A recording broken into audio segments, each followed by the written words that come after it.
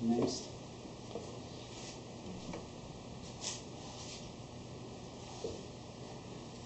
It's not a problem with the pen, I think it's a problem with the board. Yeah, technically. Yeah. We prove f of lambda x plus 1 minus lambda y less than equal to lambda f of x plus 1 minus lambda f of y for any lambda from 0 to 1, right? So then, for any lambda to 0, 1, we write it as a binary number.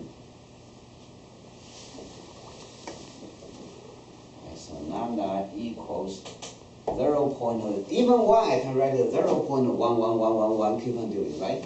So this is like A0, A1, A2, A3, maybe goes indefinitely, right, with base 2. I just write 2 here, this means a base 2, right? That's a binary number, right? Right? So then we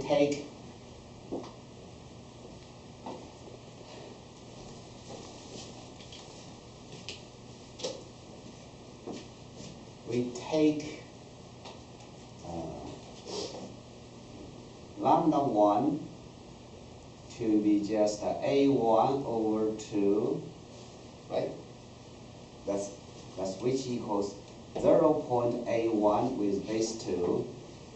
Can you tell what I wrote here? It's really annoying.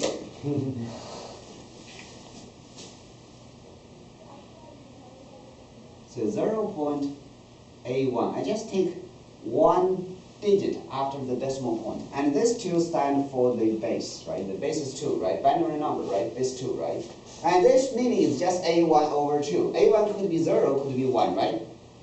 Right? Those are digits, right? So here AI equals 0 or 1. And then number 2, I take it to be 0.A1, A2 with base 2. This is just 2 times A1 plus A2 over 2 squared, right? Right?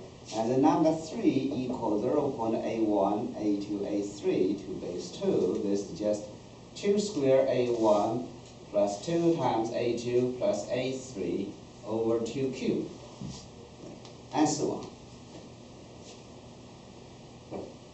And those numbers are in the form of an integer over a power of 2, right? Yes? Any of those numbers, right? The numerator is an integer. This is A1, right? This is 2A1 plus A2, right? This is the 2 squared A1 plus 2 times A2 plus A3, right? Denominator is just power of 2, right? Right? So that means, so we have f of lambda I x plus 1 minus lambda I y is less than equal to lambda I f of x plus 1 minus lambda I f of y for all I. Right? Yes? Robert, you feel puzzled. Any questions? Yeah. Well, I couldn't read the first thing after lambda 2. Lambda 2, this is lambda 1. Lambda 1 is just A1 over 2, which is 0.A1 to base 2. Right? To base 2, that's this. If it's a decimal, this is A1 over 10, right? To base 2, that's just A1 over 2, right? So we have this. So because those numbers are in the form of an integer over 2 to the n, we just use the induction proof this is true, right? We prove this is true, right? Right? Yes? Right. And now,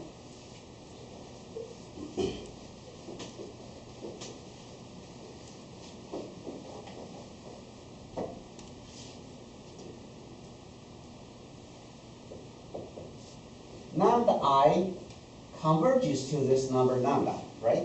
You take the limit, right? You take the limit, then lambda I converges to this original number lambda. As I goes to infinity.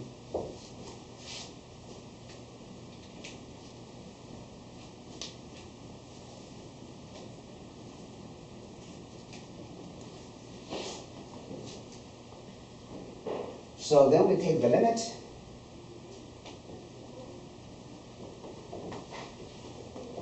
Here we need f is continuous. Then we take the limit. Then f of lambda times x plus 1 minus lambda x, which is the limit of, as I goes to infinity, f of lambda ix plus 1 minus lambda y. And this is less than or equal to the limit I goes to infinity, lambda I f of x plus 1 minus lambda I f of y. Because here this is due to the continuity of f, right? And here this is just this inequality we just proved, right? And here lambda I converges to lambda, so lambda f of x. And this limit is just 1 minus lambda times f of y. Right?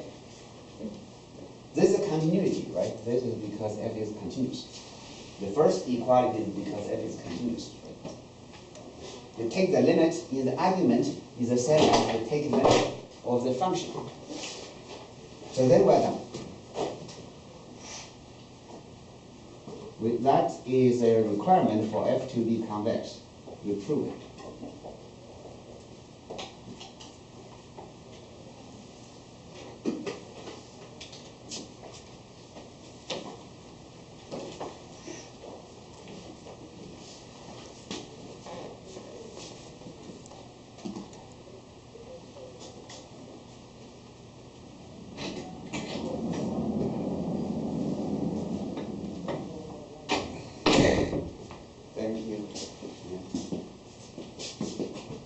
I was just going to try it over here because I know it's going to work. Okay. You don't need this, right? No, I don't. Yeah. So any questions about this problem? I think it'll work really well. Okay. Maybe. So I remember to erase the blackboard and don't touch my face, right?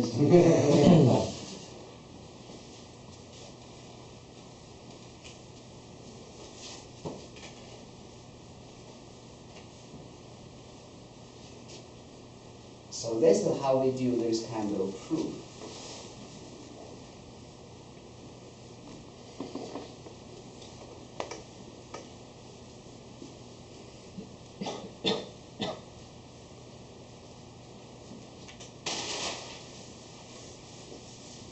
So now I'm going to start chapter 5. That's the last chapter in this semester.